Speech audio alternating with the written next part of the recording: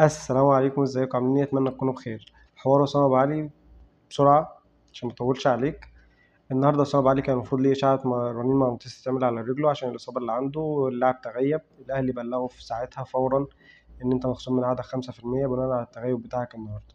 امبارح كان في قياسات بدنيه واجراءات طبيه بتحصل قبل بدايه الموسم، اللي هي الإجراءات الطبية اللي بتحصل قبل بداية أي موسم جديد. اللاعيبة بتروح بتعمل قياسات بدنية ويشوف العضلات بتاعتهم ومدى استجابتها، ومين محتاج استشفاء، مين محتاج تمرينات أعلى، وهكذا يعني زي كل الأندية في العالم يعني. المهم إن المفروض الإجراءات دي بتتم على مراحل، فوسام ما كملش الإجراءات كلها ومشي. النهاردة تغيب عن الميعاد بتاعه، فالنادي بالأهلي بلغه بكل بساطة إن مخصوم من عندك 5%.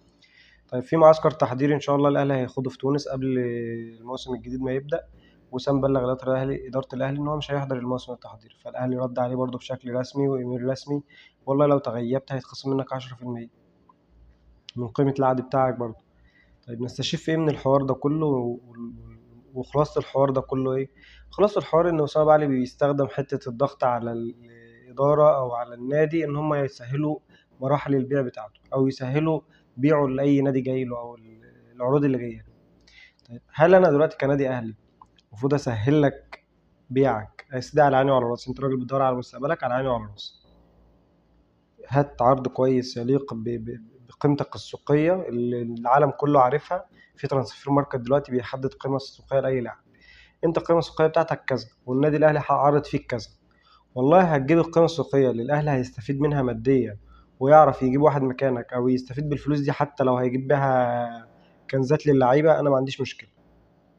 بس هات عقدك بالقيمة السوقية بتاعتك اللي تليق بالنادي الأهلي وتليق باللي أنت عملته مع النادي الأهلي. أنت لما كنت في الفريق الدنماركي محدش كان يعرف، بس إحنا مش بتاع الجو ده، ولا حتة النادي الأهلي الحتة دي اللي هو أنا نضفتك وكبرتك ولما.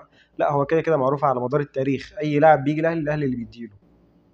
اديت له ماتش، اديت له اتنين، اديت له موسم، اديت له 10، خدت أكتر من اللي اديته. مليون في المية خدت أكتر من اللي اديته. خدت بطولات، خدت شهرة، خدت فلوس، خدت كل حاجة.